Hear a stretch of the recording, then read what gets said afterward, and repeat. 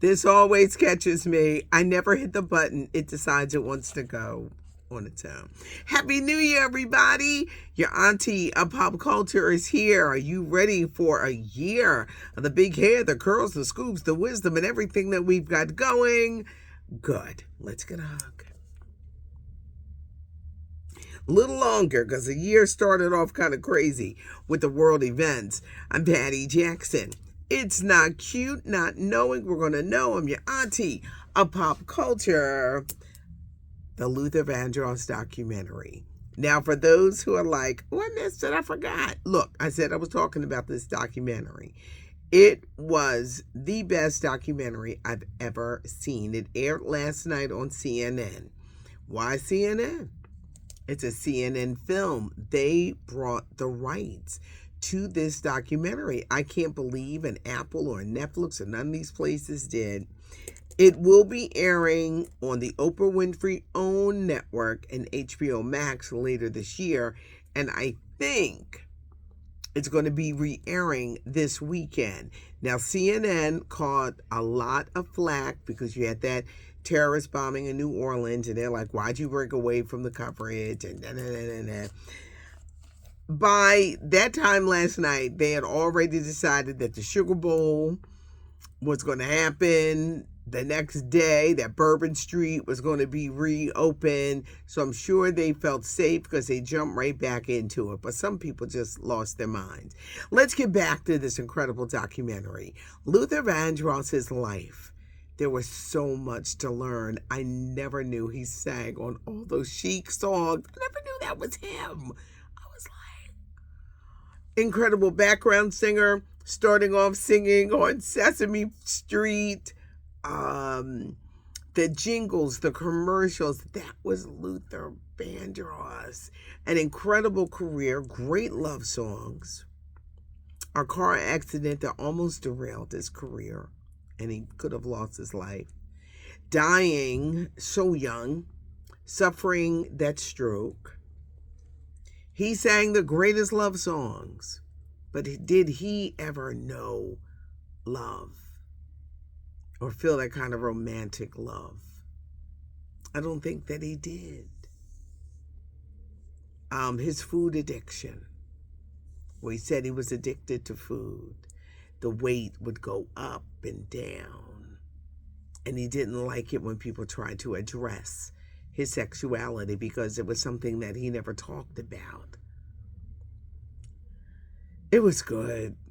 The songs, the memories, his idols from Aretha Franklin to, of course, Dionne Warwick.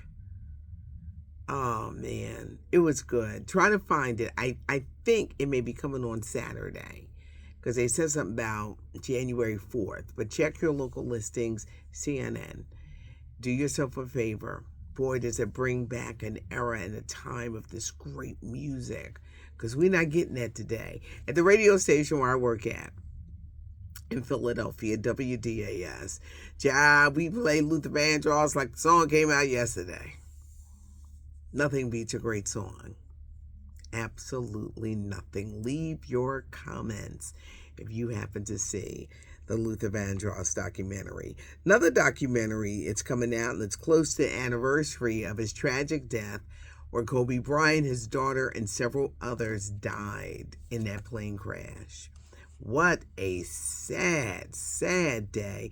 This documentary that's coming on CNN January 25th, before the fame, he was always driven, even as a kid. He was just always driven to be the best.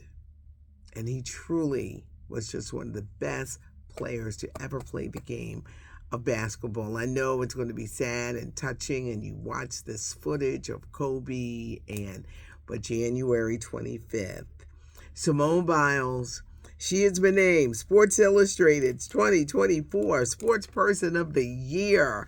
When you talk about what she did at the Olympics, and you got to see the cover is amazing. Congratulations to Simone Biles. Janet Jackson kicked off her Las Vegas residency, and her mom, Catherine Jackson, was there to cheer her daughter on. Mom Catherine, I believe she's confined to that wheelchair, but she's 94 years old, but she was there to cheer on Janet. New Edition fans, listen up. The year was 1988. It was June of 1988. New Edition, the transition from kiddie songs to maturity, the Heartbreak album, If It Isn't Love, Boyz II Men, Crucial, N.E. Heartbreak was like one of my favorite songs. It showed a transition. They started working with Jimmy Jam and Terry Lewis. Bobby Brown had left the group. They brought in Johnny Gill. Johnny Gill, with that really strong voice, changed the dynamics and the vocals between Johnny and Ralph, and how they thought, well, maybe it won't work, but it did work. When you hear songs like A Boyz II Men and just things, it's just, y'all know I love New Edition. It's coming out on vinyl. Heartbreak is coming out on vinyl just in time for Valentine's Day, February 14th. Now, there may be some people saying, what's vinyl? Vinyl is when you could play the records on the record player, and now they're starting to make records again, not totally, but bringing out the vinyl, and that is something, especially if you're a New Edition fan, that you want to keep. This Sunday, it's the Golden Globes, the precursor for the Academy Awards. They're airing this Sunday on CBS, and the big highlight of the night, Viola Davis is getting the Cecil B. DeMille Award, like one of Hollywood's highest honors. They're spotlighting Viola Davis, and I've got scoop on her new movie, which is coming to Prime Video April the 10th, where she plays the President of the United States. Viola Davis is playing President Danielle Sutton, her husband, the Blackish stars, Anthony Anderson, her daughter, Marsai Martin. April 10th, mark it on your calendar. But she plays the President of the United States, and she's being attacked, and she escapes, and she's got to protect not only her family, but the country, the world. They're at the G20 summit. Y'all should hire me to do that commercial, because I got all the hype that goes in with it. But she's the target of an attack, and it's coming to Prime Video. And she said it's a fun movie where she gets to kick butt. Congratulations to Viola Davis. Morris Chestnut, his TV show Watson's going to debut at the end of the month, January 26th. I got scoop on the black soap opera Beyond the Gates. It's set in the world of glitzy Washington, D.C. Clifton Davis, Tamara Tooney. It debuts February 24th, and I've been talking about this for a while. You know, when you just think of movies and what you're hyped on seeing, and I said this like last week, I said, I want to see Superman. I can't wait. I know the last couple of ones were like, they were trash, but this one here that's coming out in July, Superman 2025 was listed as one of the most anticipated new movies coming out this year. We're going to be talking a lot of pop culture, and this is what you need to know. We have entered the era of the beta generation. Who are they? If you're born this year until 2039, you are part of the beta generation.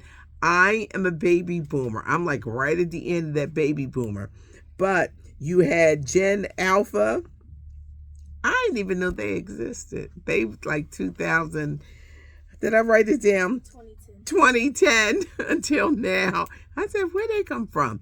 You got the Gen Zs, you got the millennials, of course, you got Gen X, and then boom, baby boomers. Because I always say that I be having that Michael Jordan energy. You know, we like to get things done. When we say we're going to do it, it's going to be done. It's none of this waiting and procrastinating and all that other kind of stuff. But we have entered. So if you're having a baby this year, if you're going to be having a child between now and 2039, you have a beta generation child. You know that saying, we learn something new every day. We done learned something new today. It's Curls and Scoop. You're going to learn something new. Leave comments down below.